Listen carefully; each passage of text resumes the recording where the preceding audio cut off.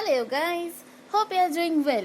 Welcome you all in my channel TRC Freak.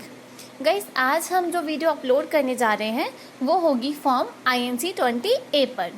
ये form हम company incorporate होने के बाद फाइल करते हैं। दैट मीन्स ये पोस्ट इनकॉर्पोरेशन कंप्लाइंस है। ओके, तो कंपनी इनकॉर्पोरेट होने के 180 डेज़ के अंदर हमें ये फॉर्म सबमिट करना होता है। इसमें क्या होता है कि जो सब्सक्राइबर्स होते हैं जिन्होंने जो कंपनी के शेयर कैपिटल या शेयर्स परचेज करे होते हैं, जितनी वैल्यू के शेयर परचेज करे होते हैं उतनी वैल्यू जो है उनको कंपनी के अकाउंट में ट्रांसफ़र करना होता है। ओके, तो उसका ये डिक्लेरेशन फॉर्म है। अब हम देख लेते हैं इस फॉर्म को फाइल कैसे करना है। तो ये है form number INC 20A declaration for commencement of business. पहले मैं आपको बता देती हूँ कि इस फॉर्म को डाउनलोड कैसे करना है। इस फॉर्म को डाउनलोड करने के लिए आपको MC के साइट पे जाना है। MC के साइट पे जाने के बाद आप जाएंगे MC सर्विसेज में, ई फाइलिंग में देखेंगे आप कंपनीज फॉर्म डाउनलोड। यहाँ पर आने के बाद अब सीधा जैसे मैं हर वीडियो में बताती हूँ Ctrl F करके INC 20 यहाँ पर मेंशन करेंगे और एंटर करेंगे तो आपको ये फॉर्म बहुत आसानी से यहाँ पर मिल जाएगा। ये फॉर्म आप यहाँ से डाउनलोड कर लेंगे। ये आपको इंस्ट्रक्शन किट के साथ भी अवेलेबल है और विदाउट इंस्ट्रक्शन किट भी। आप अपने कन्वीनियंस के अकॉर्डिंग इसको डाउनलोड कर लीजिएगा। ये फॉर्म डाउनलोड करने के बाद आप इसको एक्सट्रैक्ट कर लेंगे। एक्सट्रैक्ट करने के बाद ये फॉर्म आपका ओपन हो जाएगा। तो आइए अब देखते हैं, हम इसको ऑलरेडी डाउनलोड कर चुके हैं तो हम इसको देख लेते हैं फटाफट फिल कैसे करना है। सबसे पहले इस फॉर्म में आपको कंपनी का सिन नंबर डालना है। सिन नंबर डालने के बाद आप प्रीफिल करेंगे तो कंपनी का नेम, एड्रेस और ईमेल आईडी जो है ऑटोफिल हो जाएगा, वो आपको डालने की नीड नहीं पड़ेगी। ओके, अगर आपके पास ग्लोबल लोकेशन नंबर है तो आप वो भी यहाँ पर मेंशन कर देंगे। देन उसके बाद ईमेल आईडी का ऑप्शन जो है वो आपके पास ऑप्शनल होता है, मतलब कि जो आईडी इसमें ऑटोमेटिकली आ रही रजिस्टर्ड होगी तो यहाँ पर आ जाएगी। अगर आप उसको चेंज करना चाहते हैं तो आप यहाँ पर उससे उसको चेंज कर सकते हैं। थर्ड है whether the affairs of the company is regulated by any sectoral regulator. क्या कंपनी के अफेयर्स जो है किसी भी सेक्टोरल रेगुलेटर के द्वारा रेगुलेट करे जाते हैं, चाहे RBO या फिर NBFI एक्टिविटीज़। अगर रेगुलेट करे जाते हैं तो येस पे क्लिक करेंगे। देन आपको जो है इसकी वो इन्फॉर्मेशन मांगेगा तो वो आपको नीचे पुट करनी पड़ेगी, लाइक स्पेसिफाई द नेम। तो यहाँ से आपको नेम स्पेसिफाई करना है कि IRDA या फिर RBI या फिर SEBI या अदर्स। तो यहाँ से आप चूज़ कर लीजिएगा। देन स्पेसिफाइड लेटर्स नंबर या रजिस्ट्रेशन नंबर आपको यहाँ पर मेंशन करना होगा। देन डेट ऑफ अप्रूवल वो भी आपको यहाँ पर डालना है। अगर आप यहाँ इन्फॉर्मेशन फिल करते हैं तो यहाँ पर जो आपको सर्टिफिकेट इशू किया गया होगा RBI के थ्रू तो वो भी आपको यहाँ पर अटैच करना पड़ेगा। अगर आपको ये जो है रेगुलेट नहीं किया जाता तो सिंपली नो पे क्लिक कर सकते हैं। ओके, तो इसके बाद आती है अटैचमेंट। अटैचमेंट में आपको क्या लगाना है, subscribers proof of payment for value of shares.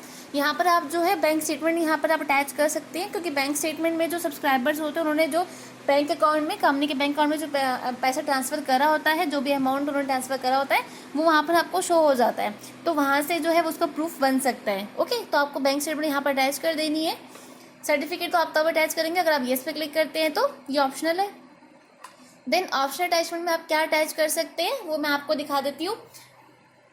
उसके फॉर्मेट कैसे हैं, आप इनमें से जो इसको अटैच कर सकते हैं और अपने अकॉर्डिंग इसमें चेंजेस कर लीजिएगा। इसके अलावा भी कोई आप ऑप्शनल अटैचमेंट लगाना चाहते हैं, कोई और अटैचमेंट लगाना चाहते हैं तो आप लगा सकते हैं। तो इसमें क्या लगा सकते हैं आप, बोर्ड रेजोल्यूशन लगा सकते हैं। ये बोर्ड रेजोल्यूशन का फॉर्मेट है।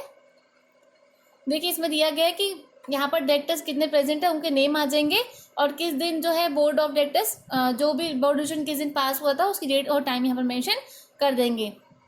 Resolved that person to Section 11 of Companies Act 2013, confirmation from the Board of Directors of the company B is hereby given the company has received the subscribed money, कि company ने इतनी money जो receive करी है toward the subscribe capital कितनी rupees यहाँ पर हम डाल देंगे। यहाँ पर रुपीज़ में हमें वैल्यू डालनी है।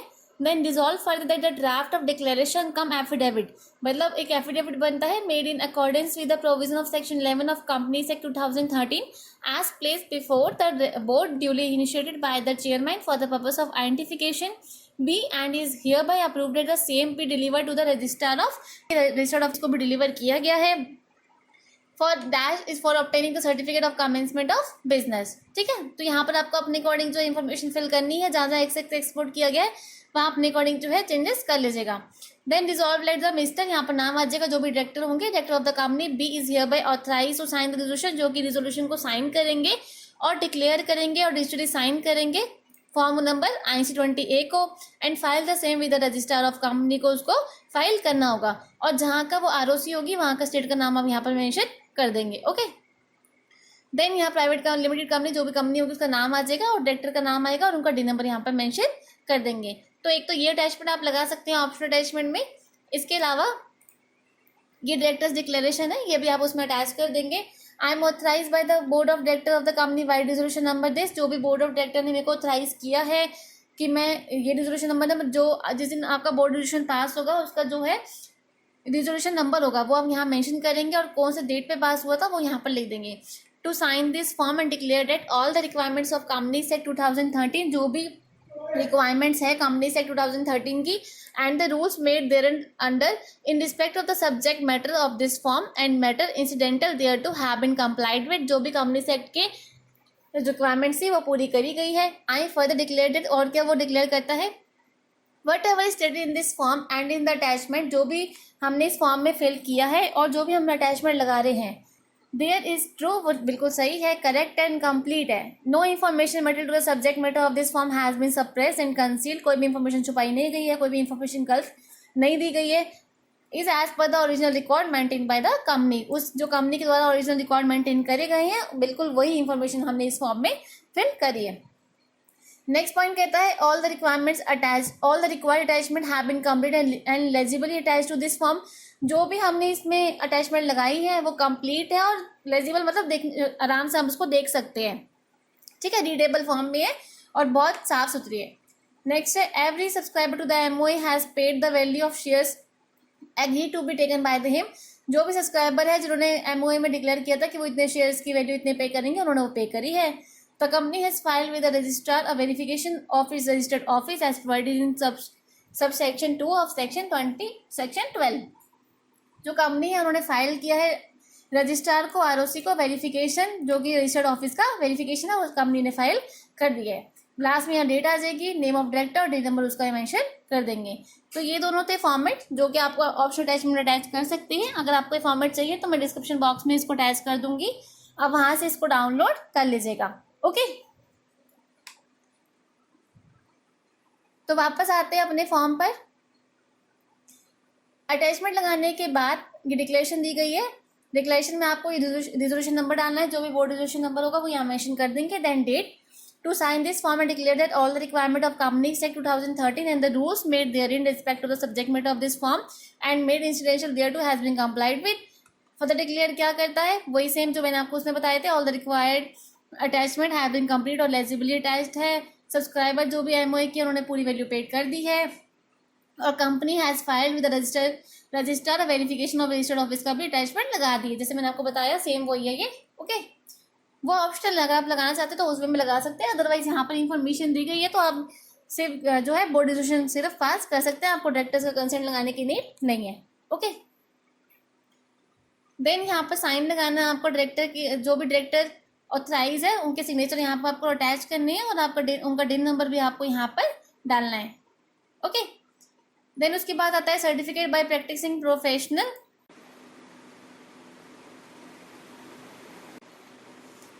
इसमें I declare that I have been engage for the purpose of certification of this form, कि मैं इस फॉर्म को सर्टिफिकेशन दे रहा हूँ। It is hereby certified that I have gone through the provision of companies act, मैंने सारे companies act के प्रोविजन देख लिए हैं, rules there and relevant to this form, and I have verified the above particulars including attachment from the original record maintained by the company applicant which is subject matter of this form and found them to be true।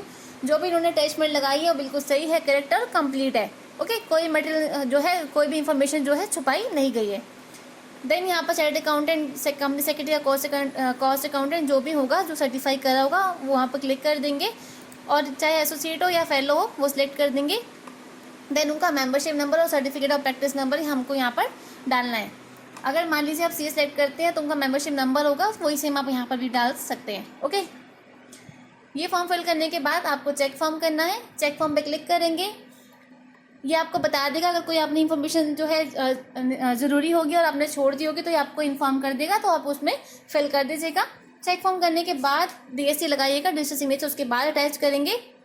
DS attach करने के बाद आप करेंगे इस form को pre security successful जैसे ही हो जाती है तो ये फॉर्म आपको सबमिट करना होगा एमसीए के पोर्टल पे। कैसे सबमिट करना है मैं आपको बता देती हूँ। इस फॉर्म को सबमिट करने के लिए आपको वापस जाना है एमसीए की साइट पे। इस पे आप जाएंगे होम पेज पे, यहाँ से आप जाएंगे माई वर्क स्पेस में। माई वर्क स्पेस में जाने के बाद आपको जो है अपना लॉगिन करना होगा। लॉगिन आईडी डालेंगे, पासवर्ड डालेंगे और कैप्चा कोड डाल के आप साइन इन कर लेंगे। साइन इन करने के बाद जैसे आप साइन इन कर लेंगे तो आपको यहाँ दिखेगा अपलोड ई फॉर्म। राइट साइड के ऊपर कॉर्नर पे आपको दिखेगा अपलोड ई फॉर्म, उस पर क्लिक करेंगे तो आपको दो ऑप्शन दिखाएगा, नॉर्मल फॉर्म और रीसबमिशन फॉर्म। उसमें से आप नॉर्मल फॉर्म पे क्लिक करके फॉर्म को अटैच करेंगे और जो भी इसका फीस होगी वो आप इसकी पे कर दीजिएगा। ओके, तो ये था पूरा प्रोसेस IC20A फॉर्म फिल करने का। आई होप ये वीडियो आपको पसंद आई होगी। अगर आपको इस फॉर्म रिलेटेड कोई भी इन्फॉर्मेशन समझ नहीं आती है तो प्लीज़ कमेंट बॉक्स में कमेंट करके पूछ लीजिएगा, हम आपको उसका रिप्लाई वहाँ पर ज़रूर करेंगे। तो गाइस, अगर ये वीडियो पसंद आई है तो लाइक एंड सब्सक्राइब करना मत भूलिएगा। Thank you so much.